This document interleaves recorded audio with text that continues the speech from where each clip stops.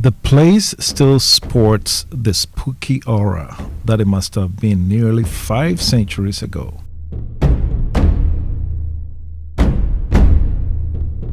And although the tourists arrived at night, it looks like daylight would not change the ghostly look of the Slave River site that much.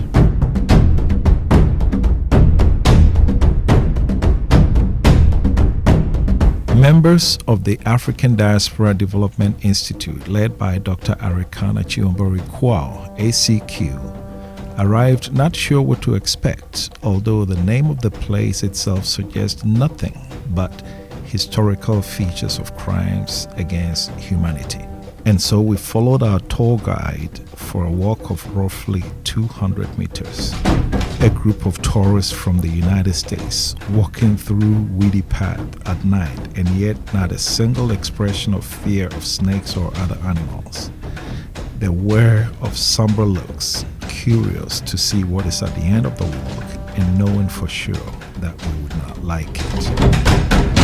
And here we descend into the river itself, where our captured and enslaved ancestors took their very last bath before being heaped into small, overcrowded cells at the dungeons in Cape Coast and Elmina. So, finally, and down there we have the rivers. But I'll take you back to when they had to walk for several miles to get to this place. In the history of the transatlantic slave trade, our ancestors were captured from different points, from beyond the borders of Gold Coast, Ouagadougou, Benin, Togo, and various other places. To go down there to wash our hands, wash our feet, as a symbol of returning and cleansing ourselves. Sometimes called the Sankofa healing process, because the journey of all Africans into the continent is actually a journey of healing.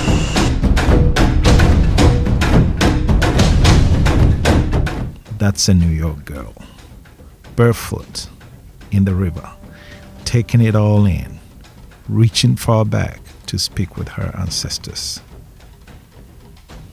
But for the eerie sound of the flow of the river, you could hear a pin drop.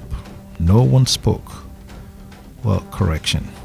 Everyone spoke, but silently and spiritually, to the ancestors as some scooped water with their palm. Eventually, the emotions hit you. The very first branding happened here. And if you ever make it here, don't forget to register your name on this wall. Thank you very much, sir. So, the slave masters or the captors were both the Europeans and then the indigenous of the land. So when we talk about the slave raiding that happened at the upper part of Ghana, we're talking about Samori, Babatu, and several others. These were the notorious slave raiding gangs we had right here in this interior. Samori and Babatu actually came from Niger, entering into Burkina Faso and then the various neighboring towns, right into Ghana, through the northern part of Ghana. So when they got here, there was some form of trading already going on between the Ashantis and then the European counterpart as well. Because of the wars being fought severally among the tribes, Gold Coast stretch most parts of Africa, Togo, Benin, Burkina Faso, and Ivory Coast. So when you look at the map provided by Professor Akosia Adomapeli in her book entitled History of the Indigenous Slavery in Ghana from the 15th century to the 19th century, we had the map or the roots all linked or have a center at the post in Kumasi before they got distributed to this place. And because of the wars that were being fought and won by the people of Ashanti, brothers here. If I have a bit of an addition to the stool name, can I? Yes, sir. On the stool room, right? Names in a pit, and then they also have blank ones. So you're blindfolded, and you stick your hand in there, and you pick one with a name on it. Then that's the name that you become. But on rare occasions, a new king will stick his hand in there and pick up a blind one. When that happens, then he can use his own name as the king name that others may also later on adopt. Okay.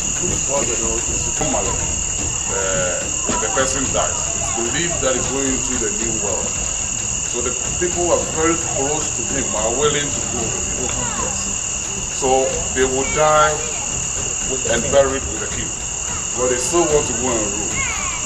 If you look back into nowadays, if you are very close to somebody, very powerful, and the person is no more, you get attacked. I think that is the essence behind it, that you are enjoying. Your kingdom is over. Go with the king.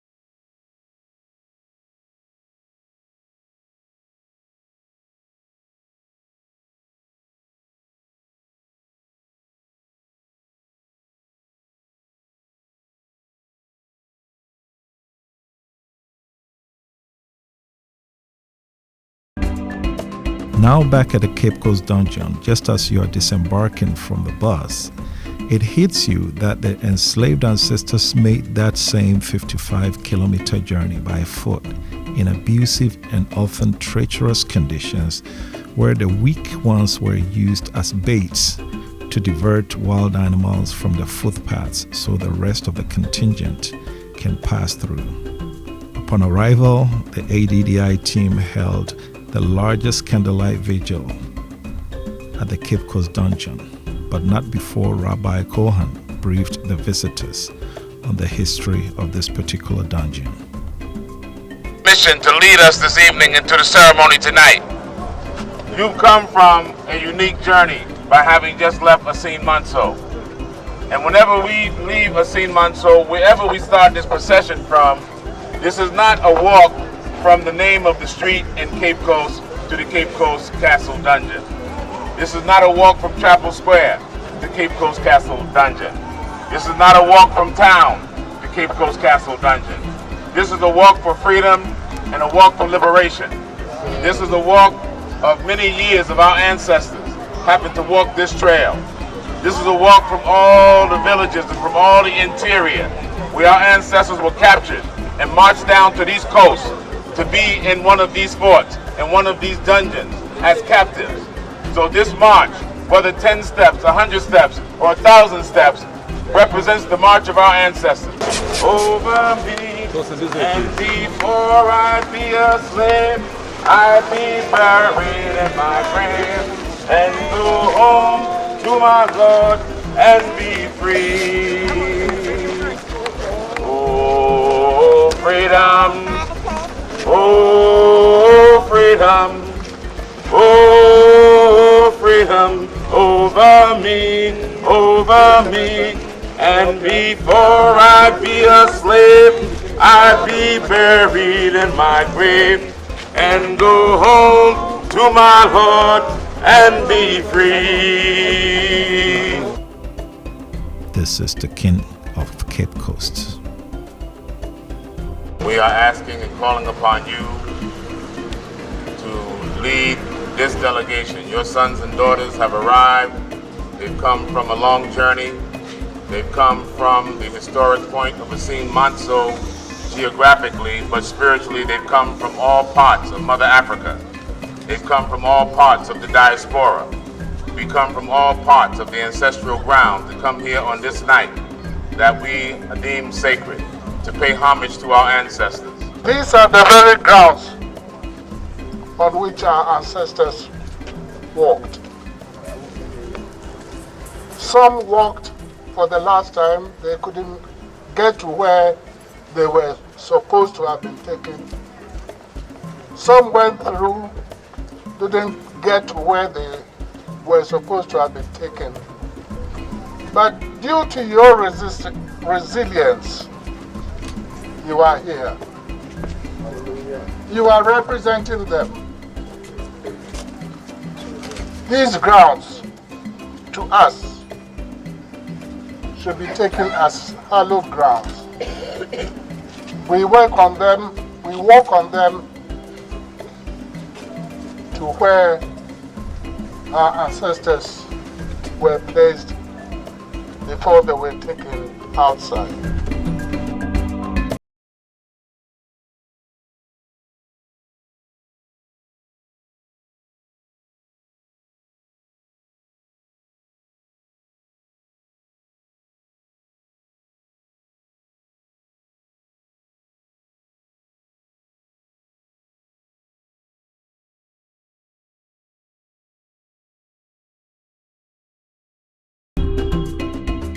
And now a pour of libation to our ancestors.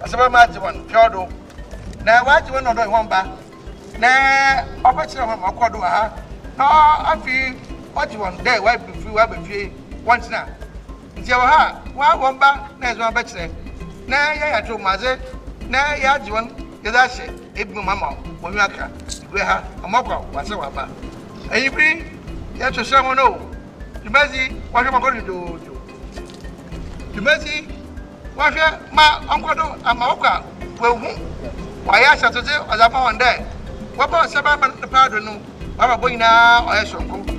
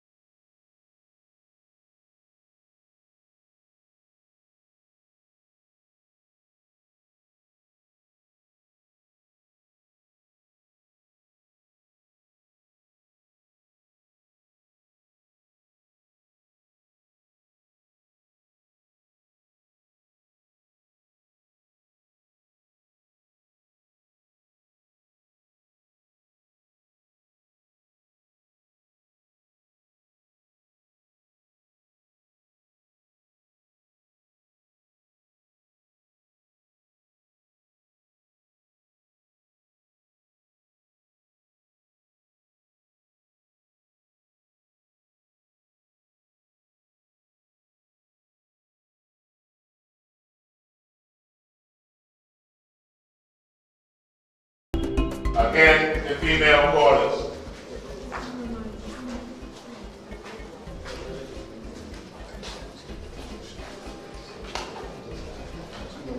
Part of those bars is so they can also window shop our ladies, our women.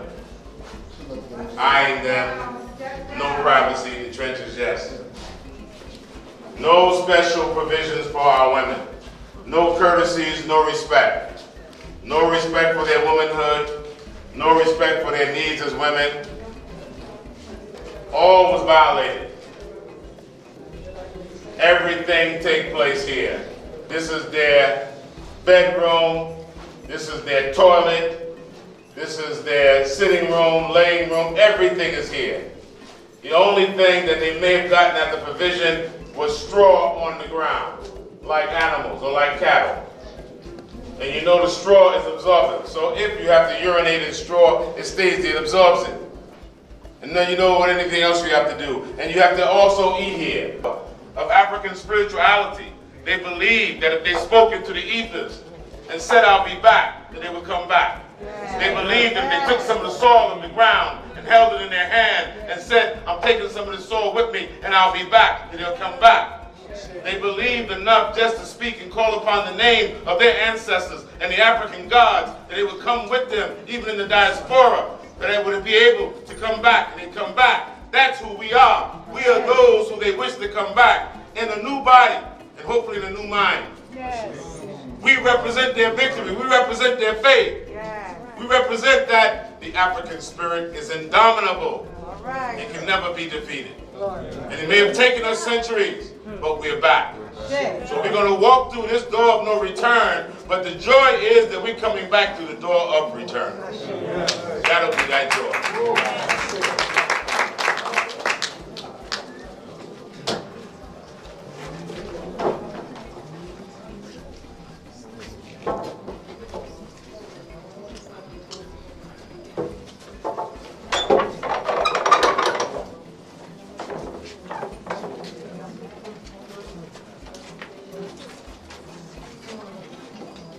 Now they're doing some new work here with a sea defense wall.